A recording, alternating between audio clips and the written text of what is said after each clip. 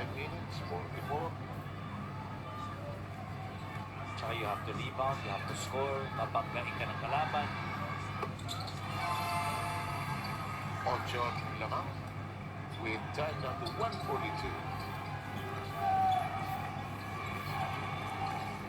Now Ginebra gains production. Nawala ka Barrientos. It'll go the other way. Defense by Brickman.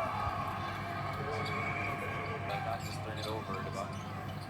Quinto pushed away and streaks into his front court. Wisely setting it up using the pump. Brickman has played a lot of minutes here tonight. Brickman drop pass to Hodge. What a pass by Chase Brickman. And that might be just about it. 13 points for Cliff Hodge and a superb defensive effort as well. But he tries to continue to grades, di ba? No official word yet. What do the coaches say? It's a day today. Long inbound. Varnado. Brickman. Varnado. Providing pick. Get a pick 4. Wow. A 4-point shot earlier and then a 3-point shot here for Varnado. Ball is lost. Regained.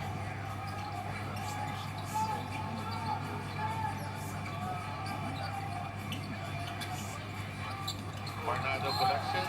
Gets the Amazon. Kasi dun sa Group B, 6 lang ang teams.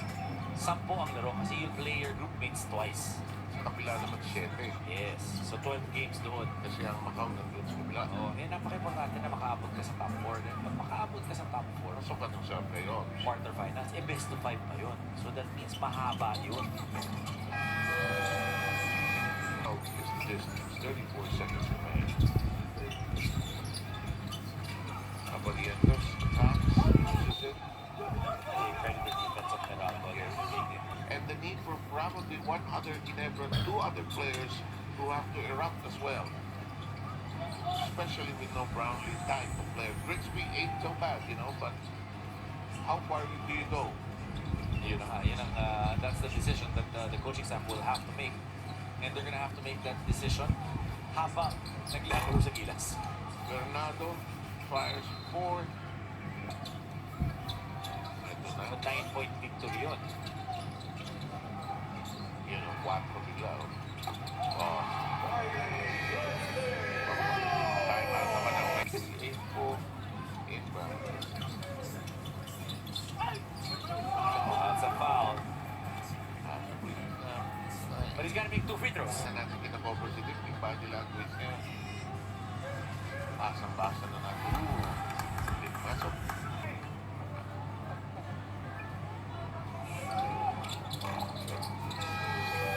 So kaya pa time out ulit si Coach Dick. Tinigil nila. Tapos,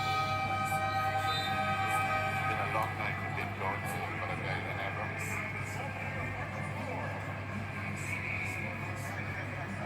And it's a win by Meralco. Take nothing away from the Vaults as they start a 4-game losing streak. We are done here with tonight's schedule.